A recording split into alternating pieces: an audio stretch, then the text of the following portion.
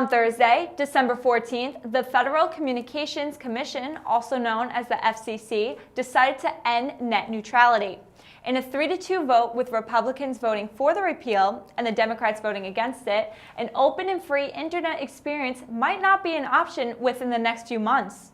Reporter Dinely Padilla breaks down the details. The FCC is a federal agency responsible for implementing and enforcing America's communication laws and regulations. Its mission is to promote, quote, competition, innovation, and investment, end quote. In 2015, under the Obama administration, net neutrality was passed to stop internet service providers, ISPs, from allowing data to travel at a faster rate based on the network or website. Net neutrality ensured access to various sites and services on an even playing field. There are just a lot of people who won't be able to afford using the internet, and it's also kind of a class issue because people who are of higher classes will be able to access those internet features that people of lower classes won't be able to. Paying more money for speedy internet access on service providers such as perhaps Facebook, Google, or Netflix is called paid prioritization. This was a prohibited practice before net neutrality was voted against. Critics say the government was regulating and monitoring the internet by having net neutrality in place. Net neutrality advocates say no competition between ISPs protected internet users from having their daily and favorite websites blocked or slowed down immensely.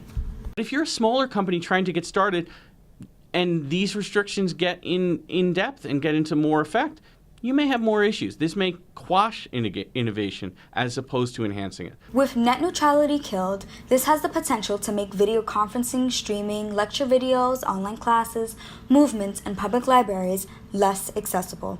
Entrepreneurs who use YouTube for their small businesses, such as cooking and makeup channels, might incur more expenses due to having to choose a different service provider. Net neutrality, on the other hand, would ensure that an individual who pays for internet access is able to choose the content, sites, and applications he or she wants to use without the service or cost changing. We're being censored. We're not giving the opportunity to actually go on sites and see what we want to see. We're kind of being spoon-fed what companies want us to see, and we're not seeing the whole picture. Pro-neutrality advocates and consumer rights groups are efforting to get net neutrality back. One option is to pressure Congress to use the Congressional Review Act to pass a resolution of disapproval, which allows Congress to overrule any regulations enacted by federal agencies. Other foundations are willing to file a lawsuit against the FCC. Federal agencies are also required to consider relevant comments and concerns prior to creating laws under the Administrative Procedure Act.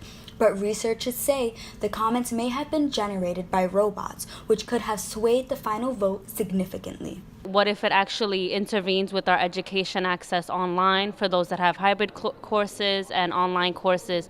I don't know how that'll impact me, but I'm just kind of worried about that, which is the problem. What do you think of net neutrality? Please leave your comments on our Facebook and Instagram pages, WNPC-TV, and or our YouTube channel, WNPC-SUNY. Reporting from the Atrium, I'm Dinely Padilla, WNPC-TV.